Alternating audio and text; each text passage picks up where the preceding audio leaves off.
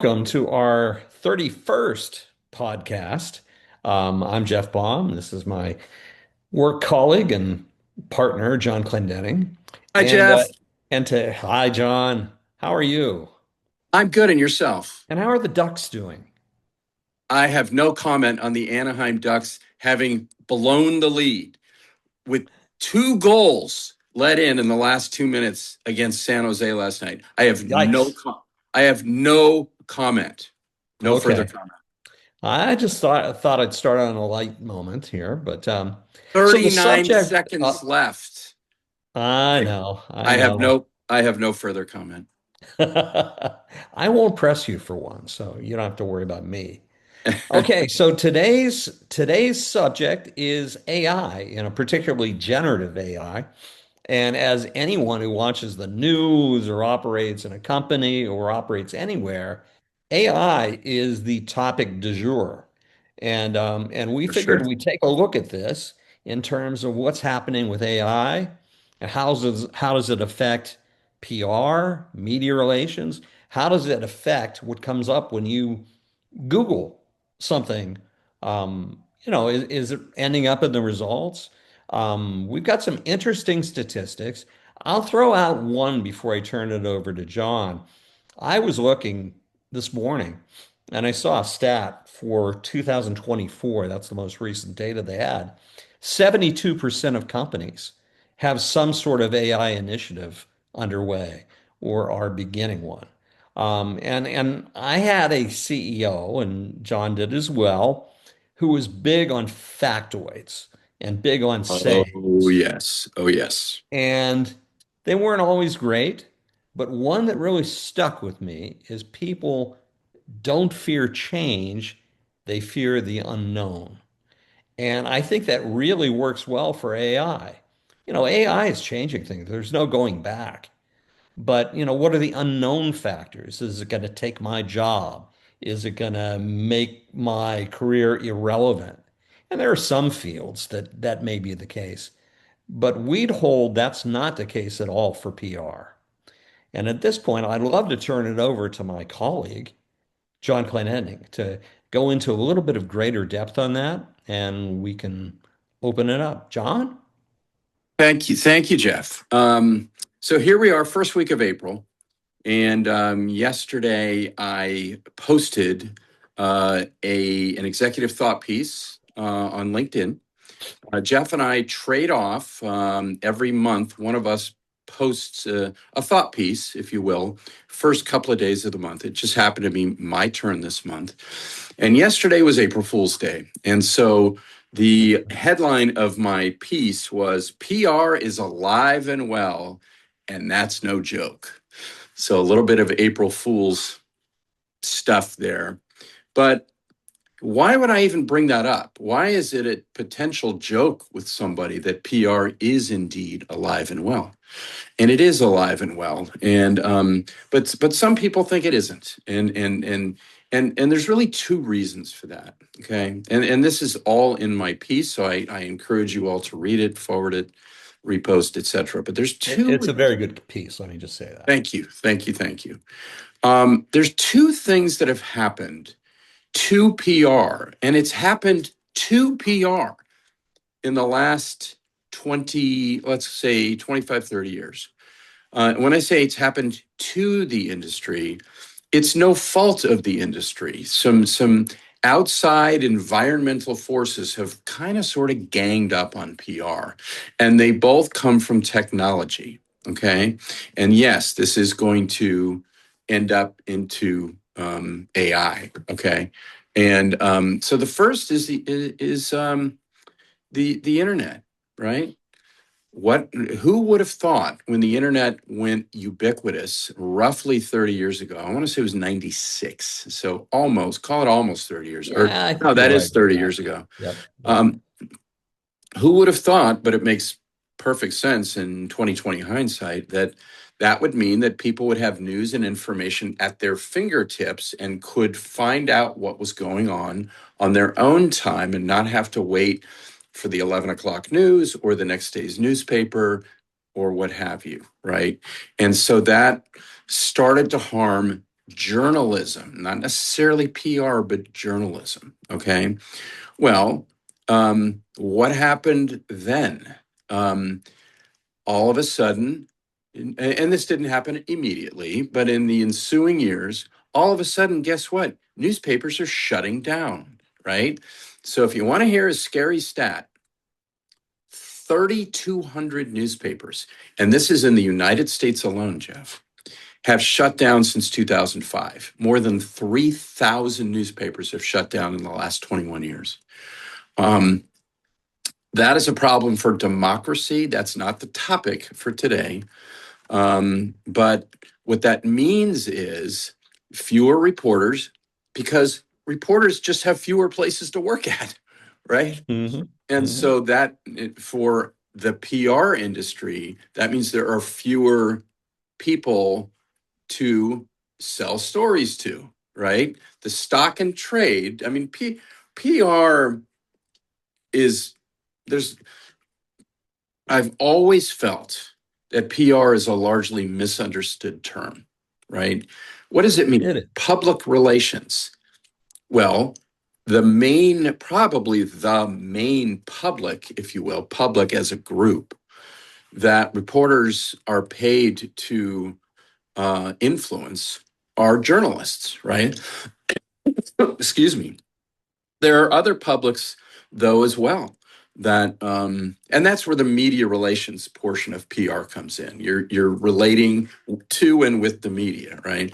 But there are other groups too, other publics, nonprofits that you might partner with, regulators. There are all sorts of things going on in the background with PR people that don't necessarily have anything to do with media relations. But Right. in general, the stock and trade of PR people is to influence journalists to write hopefully positive stories about their company or about their company's products and or services. Okay. Well, you got a problem if you're in the PR biz, if there are way, way, way fewer journalists, right? The other thing that happened technology wise that has been really difficult for the PR business is the rise in social media. And that's newer, and that's, call it 20 years ago now, really kind of 15 to 20 when it really became ubiquitous and essentially took over our lives. Jeff, social media has taken over our lives. There's pros and cons to that, and that's not necessarily the topic for today. But it has taken over our lives to the point where it is now by far the number one source of news and information for people, right? Even though most people don't trust the news and information they're getting on social media, yet despite that, they continue to consume their news and information there. Hey, you weigh 350 pounds. Stop eating cheeseburgers. Okay, I'll just eat fries instead, right? People just sometimes can't take a clue, right? So, but what has happened as part of that is this whole notion of everyone as a journalist, right? If you are an individual person or an organization, you can act like a news source. You can appear as a news source to the average scroller, right? And so half the stuff out there is bogus, right? It may be just flat out wrong. It may be slanted for a particular point of view, especially if it has anything to do with politics. And what doesn't these days, right? And the problem with that is that, social media doesn't have the quality controls in place like traditional journalism does. Fact checking, fairness. Did you get a quote from both sides? Just things that those of us who grew up with traditional journalism, and I myself am a former journalist, we took for granted. But that stuff ain't necessarily the case on social, okay? And so, it's gotten to the point where the stuff we see out there, we don't know what's true, what's not. And we can see something from a source that is not a legitimate news source and take it just as seriously as we see something on NewYorkTimes.com, right? So this is the environment in which the PR biz has found itself. And that's why there's a certain school of thought out there that says PR is, I don't know, dead, dying. Um, so it's really a problem. So that leads me to AI. Okay. Now, let me ask you a question, Jeff. What is the number one way? And this was true. This factoid is probably about 3 years old. So Okay. it's not necessarily related to generative search. Mhm. What's the number one way people find out about a company? I would say on the internet. I would say they'd go on the internet, search it, and determine what they think of the company, and then also news clips from the internet. What is the 100%. truth? No, 100%. And this is it's not new. I'm just trying to point out that search is unbelievably important for companies. Hmm. Unbelievably important. 81% of consumers use search to find out information about B2C companies and products and services. Okay. Now, you might say, it's a consumer thing. No, it isn't. B2B buyers, 74% of businesses, that's also the first thing they do. So it really doesn't matter. And I'm sure the same is true for B2G, business to government. It doesn't matter. That's what we do. We search. And when SEO, search engine optimization, was at its height, and it's not dead, but No. but generative search is different and is taking over. Um, what were the things that marketing and communications teams did to ensure that they would have the best chance to win the SEO game? It was using backlinks, using certain terms that you would embed into your content, with the sole purpose being to rank as high in the rating as possible when somebody searched, where do I get a cheeseburger in Plano, Texas, right? And You want to be so, on the or top of that Google page. You don't that want to be that's on right. page two. You don't want to be on page three. That's right. And the same is true for, what's the, what is the most effective? That was a very, very consumery example, but B2B, it could be, what's the most effective type of enterprise software if I need to manage my manufacturing process, right? Whatever.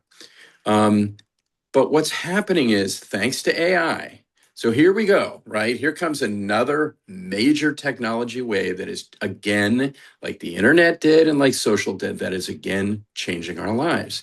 Well, is this gonna be the third punch to the face to PR? The answer is no. It is the exact opposite, because here's what's happening. The new generative AI, as opposed to focusing on things like keywords and backlinks and things like that, it's really focusing more on earned media.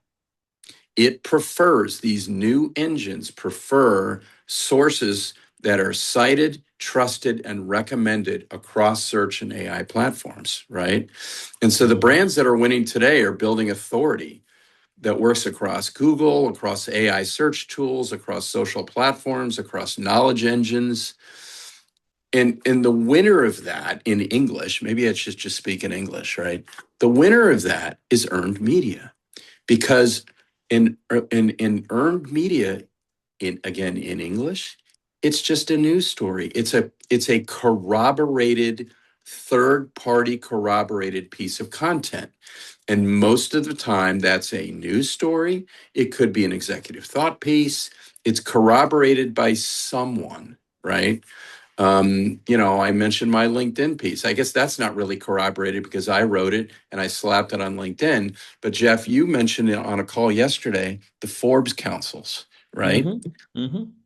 The Forbes Technology Council, for example. In order for content to get posted on Forbes.com by a member of the Forbes Technology Council, it needs to be corroborated by Forbes, right? Correct. As Correct. does a news story. And when I say a news story, I mean by a traditional real news source, right? And that can be Not the New York Times, the Wall Street Journal, even USA Today, the Financial Times, CNBC, the networks. It has to be a respected source that's seen as non-biased and yes. presents the facts. It can be AP, a wire service, or Reuters. Those It are the can main be. sources they look at. I mean, it just has to be a traditional news source. It could be the Mhm. Dallas Morning News. It could be this Correct. or that. It.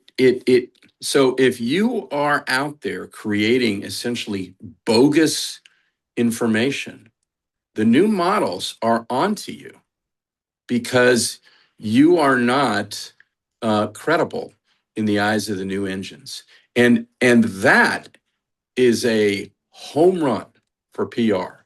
It's a home run for PR because what it means is, hey, even though there are fewer journalists than ever, there are still journalists out there who are covering real news and whose end outcome or product is rising higher than ever. When people say, tell me, give me some information about this topic, right? It just means that, hey, there may be fewer of them out there, but as long as you can get to the right ones as a PR person with a good pitch that makes sense, let's say you've developed a relationship with them in advance, which is a lot harder than it sounds, by the way. Mhm. Um, and you have a list and you know who covers what and you know what's a good news pitch and what is not. Um, if you can somehow win that and generate a hopefully, of course, positively toned piece of content, the end result of that is more valuable than ever. And that is I mean, to use an old news term, that is a man bites dog moment. It really is. Mhm. It is, it's just great to see it because PR has just been taking it on the chin for a while now because the environment, because of technology around the business has changed, right? And now the environment around it is changing again because of technology, but finally in a good way. Jeff, does that make sense? What do It you think makes about perfect that? sense. It makes perfect sense. Yeah. And really, when you look at AI, it's not a question of if you're in a high level position where you're writing content, developing strategy, all that stuff. AI is not going to take your job. But if you're generating research or writing computer code, yeah, it could happen. So I think the main thing that people need to know is, are you AI literate? Do you know how to utilize AI? If you do, there's a whole lot of stuff that you can do. And I see it. I use it all the time. It's a time saver. If I'm researching something that would have taken 2 hours in the past, or I'd have to go to a library, I go on to AI and I have an answer, within a minute or two. Now, is it always the right answer? No. Does it put me in the right direction? Yes. Does it let me structure something so it makes sense to the average reader? Yes. So it's all about how you use it and the fact that when you get something from AI, you need to. It's almost what I guess it was Ronald Reagan who used to say, "Trust but verify." You Right. basically have to trust and you got to verify whatever you're getting. And if you know how to do that, it can be an amazing tool, a huge time saver. What AI misses that you need to inject in things, it doesn't have human trust or empathy or strategic judgment that a person, a real blood and guts person has. Will it develop that? Maybe, but at this Probably. point in time, probably. But at this point in time, I don't think that's something we need to worry about. It's something we need to enhance. And you need people like John and like me to do that for you in in conjunction with your best judgment. So I think it's an amazing tool right now. But again, people don't fear that change. They fear the unknown. And with anything, especially AI, there's a great element of the unknown as these engines get smarter and smarter. One other thing I'd point out is I use ChatGPT all the time. I use Gemini occasionally. And ChatGPT, it's in its version 5.2. So if you think things aren't changing, they are. And these engines are getting smarter and smarter. And some of them are educating themselves. So that's where, some doomsday people think that, oh, it might get smarter than us and cause mass extinction or whatever. We're not to that point right now. I think that if you're smart about using AI, you need to figure out how you can utilize it best to save time. If I want a list of all of the top AI companies, all I need to do is ask AI, and it'll give me a list of the top 10. How many people use it? What areas where it's strongest. And you don't have to go to the library. You don't have to look up microfiche and microfilm. It's right there for you. And Google's been in that position for a long time, but this just takes it to a whole other level. And like John said, it's good for us. It's good for us. My home city of Pittsburgh. When I was growing up, there were two newspapers in Pittsburgh. There was the Pittsburgh Press that came out in the afternoon, and the Pittsburgh Post Gazette that came out in the morning. You know what happened there? Neither of those papers exist anymore. There's another one that came up, the News and Tribune, which, really wasn't in existence when I was a kid many moons ago. But that really tells you what's happening. There's this odd consolidation, and local media, you know, takes a back seat to that. John, you still there? There you are. Any reaction to that? Are you talking to me? Yeah, I am. Yeah, no, I lost the call for a minute, but I heard I was only gone for a moment. No, I mean, you're right. Um, but the question I have is, I mean, yes, the earned media is the most popular kid in class with the generative search models, right? And Mhm. we've just talked about that. But I would point out that there are ways that AI is helping reshape the activities that PR people do each and every day, right? That is So true. it's not AI isn't just helping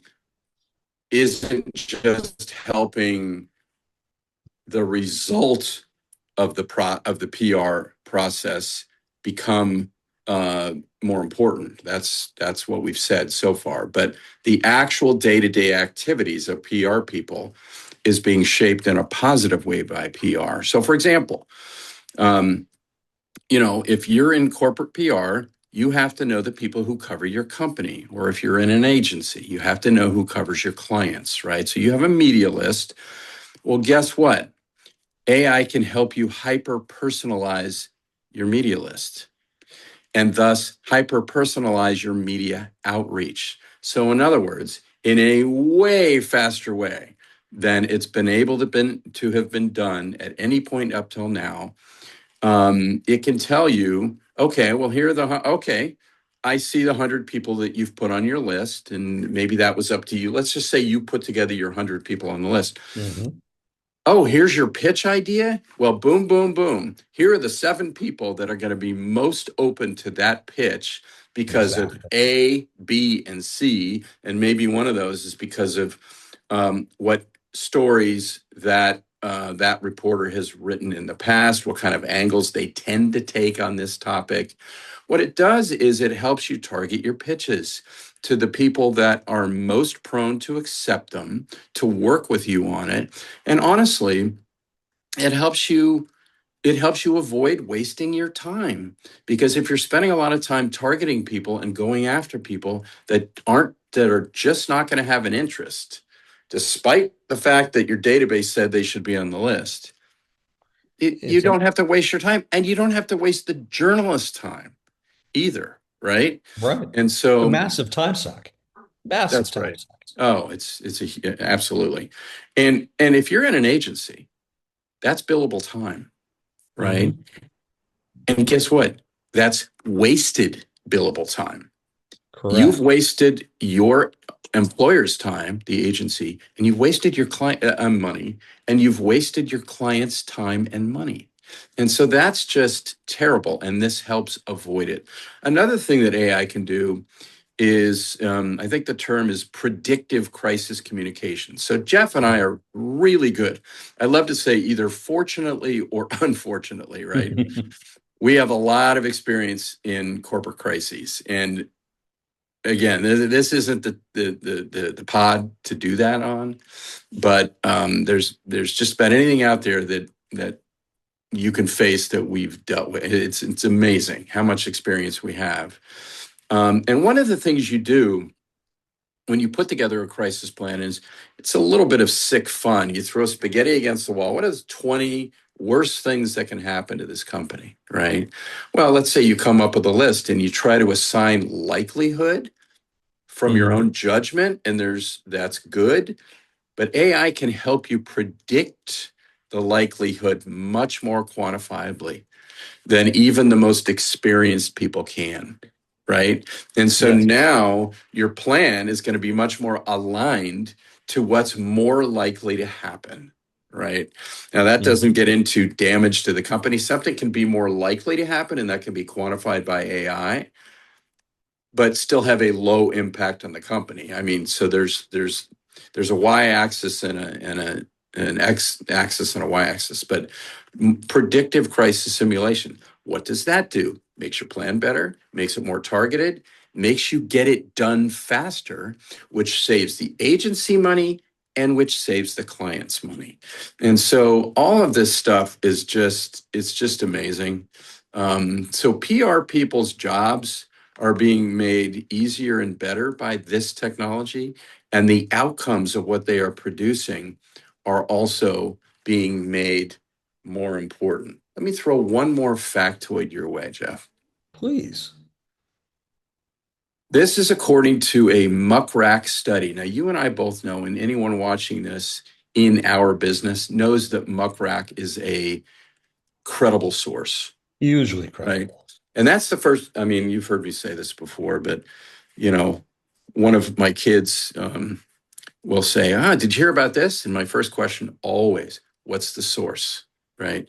So Muckrack study, more than 95% of the links cited in AI responses come from non-paid sources, non-paid, which means not advertising. Okay. Earned. I'm not suggesting advertising isn't important. I'm just saying in AI responses in search. Okay. Well, you might say, well, okay, probably a huge percentage of those non-paid links cited in those AI responses, maybe they're social, maybe they're from websites, owned media, if you will. No, 85% of the 95% are earned media. That screams, this is where the action's at when it comes to search. Not suggesting social isn't important or web or owned media. That's a different conversation for how you maximize that. But when it comes to generative engine optimization, GEO, and other types of AI-driven search, earned media is, I mean, what is it? The 27 Yankees, the greatest baseball team of all time? Sure. Ruth Gehrig. Right? Yeah. I mean, PR is kicking you know what and taking names when it comes to AI. And it's actually shocking to me how dominant it is. So it's not like AI is just helping PR survive, it's helping it thrive. It's really amazing to see. And it's just great to see for the business that, again, has taken those big hits on the chin because of technology over the last, call it, generation, right? All right, everybody, we are back from commercial break. And as you can see, we look a little different after the break than we did before the break. That's because we are recording this on a different day. This is the real us, if you will. So welcome to Casual Friday. And with that, we're going to turn it over to Jeff. And Jeff's going to talk about some of the various ways in which AI is helping PR people do their jobs on a day-to-day basis. Jeff, over to you. Thank you, John, and thank God it's Friday. So here we Not as are. Friday. Okay, you're a PR practitioner, and you think, oh my God, our company has this wonderful new widget it's going to put out next week. How do I get coverage for that?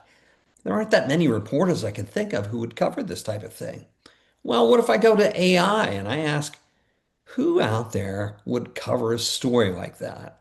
Well, you know the tremendous computing power of AI? In a matter of minutes, they can get any story that's ever been written on that subject or a similar subject. Find a reporter who seems to be more inquisitive, fair in its reporting, balanced or whatever else, who would be attracted to this type of story. And also take a look at what publication, what areas do they report in, then you target that person. You have saved hours and hours of research that you can put into productivity, and it's going to increase your effectiveness. What if by targeting that person, you're 40% more likely to get a good story? That's really, really powerful. So if people realize you can use AI like that, that gives you a huge competitive advantage as a PR person or as an agency. That's really powerful stuff. Let me go into example two. Well, The let worst me thing. let Oh, me John, you want to quick cut in here? yeah, quick point. That 40% that's a pretty powerful factoid. That was a real factoid from an external party, correct? It was. Yes. Yeah. Yes. 40%. And when you're an agency, time is money. The longer it takes you in a PR firm to do what you need to do, and the example that Jeff provided is a daily common thing that PR people do. The longer it takes you, that's more of a problem for your firm because you're taking up billable hours to do Exactly. something that AI can help you do more quickly.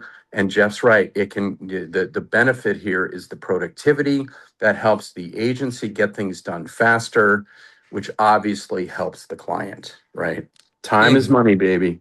Time is money, and you don't want unhappy clients. You want clients who will stay with you for the long run. So if you can turn around stories quickly, if you can make them more relevant and effective, that's going to be a real feather in your cap.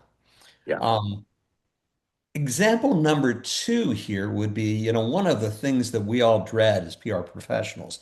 It doesn't matter what type of industry you're in, what company, what organization, crises are going to happen. And how do you handle a crisis?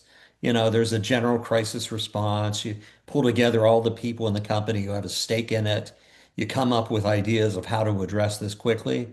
Well, what if you had AI ahead of time that could predict using a mathematical calculation how likely you are to have a crisis in this area, what it might look like?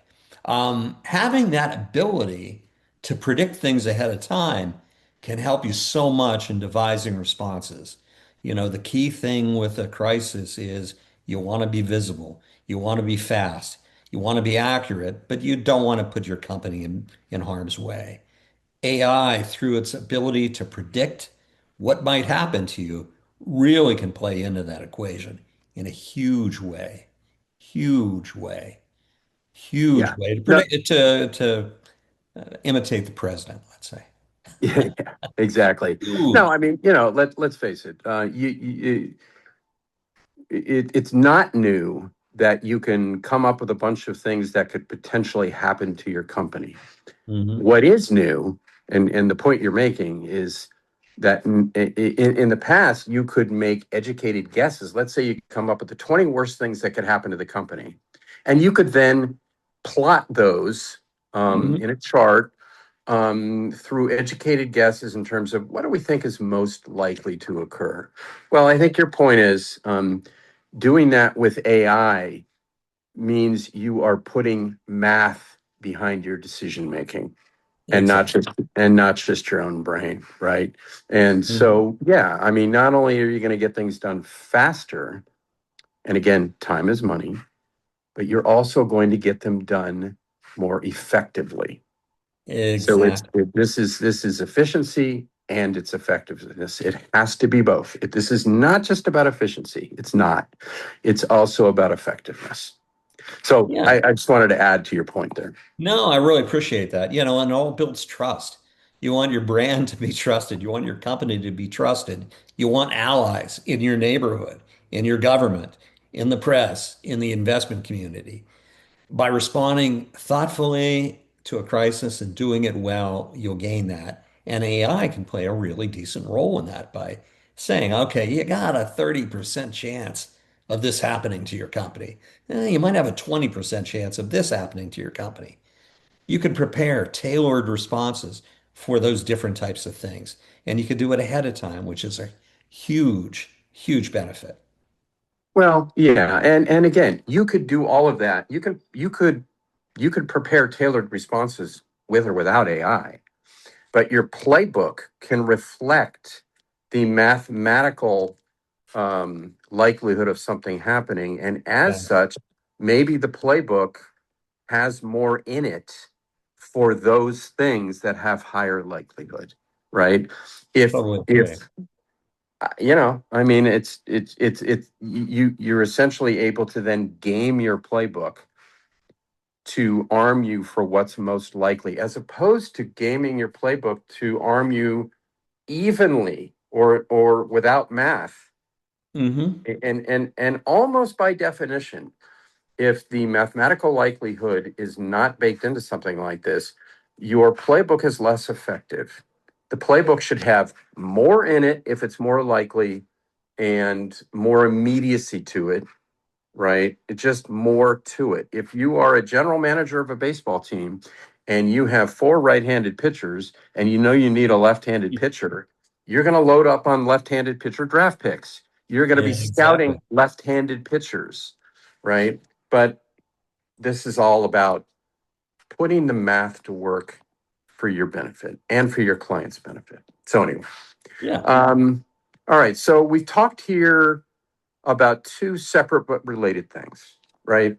We've talked here about how AI driven search is prioritizing earned media over paid media and owned media. Doesn't mean paid media and owned media aren't effective. We do it all here at Clients First, and every type of media has its place, right?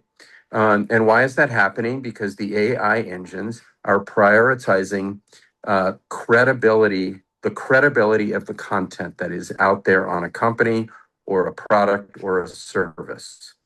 So-called, if you will, corroborated content over things like backlinks and keywords. So, modern search, if you will, and when I say modern, I mean now. Today's search is no longer just about rankings. It's about credibility. It's about authority, and it's about being a source of trust. The source of trust that these engines are looking for. That was the first thing we covered on this podcast. The second thing is what we just covered. Various ways in which AI technology is making life easier on the day-to-day activities of PR people as they attempt to generate the earned content that the AI engines prefer, right? And not just, I shouldn't just say, Jeff, make their life easier. It's making them more efficient and making them more effective, right? Exactly. And so the question is, are people taking notice of this? Okay. Are companies that fund PR, companies that do a lot of PR on their own, companies that hire agencies, are they taking notice of this? Are they and as such, are they behaving differently with their wallet? Right. Which So, is huge. right. And so, yeah, so to what is, to put another way, to what extent is this seeming good news for an industry that's been taking it on the chin for 30 years because of technology, at least potentially translating into more opportunity? Well, guess what? As we were preparing for this podcast, we saw a new study out from Gartner. And if you know anything about Gartner, especially in the IT business, as Jeff and I know from years of experience, the 800-pound gorilla, the single most credible IT services industry analyst firm there is. They just put out a study that says they expect 2027 PR budgets, calendar year 2027, to increase. Okay, not just increase, to actually double. Gartner is saying that. Let's say they're wrong and they only go up by a quarter. Oh, darn. That's still a humongous. And so, what that says to us is yes, people are taking notice of this, and they are planning to spend differently and accordingly next year. So, if you're a company out there starting to think about your own PR budget for next year, and here we are now, we're first week of April, right? We're actually recording this on Good Friday, right? We got a long way to go till 2027, but we don't have that long to go before the period in which companies start to plan their 27 budgets. That stuff happens over the summer. That stuff starts in the summer. Yeah. And so if you're out there starting to contemplate your own PR budget, and maybe even things like associated staffing needs for next year, we really do encourage you to think about what AI is telling you. Not about what we're telling you, but what AI is telling you, that, which in the end is that PR done right, can bring even greater ROI than in the past. And I've always been one who has felt like PR's ROI was generally undervalued because it's always been harder to measure. That's not nearly as true anymore, but perception is reality, right? PR done right can bring even greater ROI than in the past. The onus, frankly, is on agencies to come to the table ready to educate their clients on what we're talking about here, on how best to leverage AI for better PR results. I mean, we're certainly able to do that. We have built, for example, AI into our playbooks. The playbooks that are, I mean, take the term literally, the playbooks that we bring to the table to help guide discussions so we can get to a solution faster. Efficiency and effectiveness, right? We can be more efficient in arriving at a solution to help a client, depending on the situation, and that solution can be more effective in the end. We've baked AI into that. But frankly, I challenge all of our peers here, our competitors, our peers. What are you doing to up your AI game, right? And if you're if you're a company potentially looking to maybe, double your budget for next year, have you done your homework? Are you utilizing the new search? Or are you still stuck in, I don't know, 2025, 24, 23, right? Where you're still obsessed with backlinks and keywords and leaving it at that? I challenge all of us to listen to what the technology is telling us. Numbers don't lie, baby, right? And the numbers we talked about earlier, the fact that 95%, oh gosh, Jeff, we may have talked about this in the part that we had to cut off to re-record here after our commercial break. Yes. But 90, just in case, 95% of the links that get spit out when you do a generative search are earned media. Okay? Think about that. 95%. I'm sorry. I slightly misspoke. 95% are not paid media. Okay. So you might think, well, the 95% are largely web related or social related. No. 85%, right? 85% of the 95% are earned media links. PR is hard, folks. Anyone out there who's ever done this, you understand. It is hard. You got, okay, and you know how I love props. My props are my hands, right? And no, I take it back. Here's the rock. Here's the hard place. PR people are on a daily basis stuck between a rock and a hard place. Why is that? The client wants this. The client wants this. Constant news, all of which is positive. What do the actual journalists want? And we're talking about actual journalists, not bogus content producers on social who act like journalists. What do they want? Right? Wait, am I getting confused? Yeah, the client. The client wants constant positive news. The actual journalists want news that they think is news. It's on their terms. If they're a real Mhm. journalist, it's on their, they want news on their terms. They may agree with you that your pitch is solid. And to Jeff's point, maybe the AI had led you to the right person, right? This person is Oh, predisposed to 100%. be interested in this topic, right? You've built a relationship with them, which is a big thing about PR that a lot of people don't realize. They trust you as a source of good ideas, right? Even in a case like that, where all the stars align, the reporter could say, I'm so sorry, I'm just too busy on other things. It's just not going to happen, right? And so it's tough. And so, to the extent you can put the math to work to your benefit, which is going to make you more efficient and more effective, you have to do it. This is not a nice to have. This is a A must have. need to have. And Yes. so I challenge all of you out there to ask yourselves if it's true that what Gartner says, and Gartner speaks the truth, that people are planning to double their budgets. Are you going to be in on that?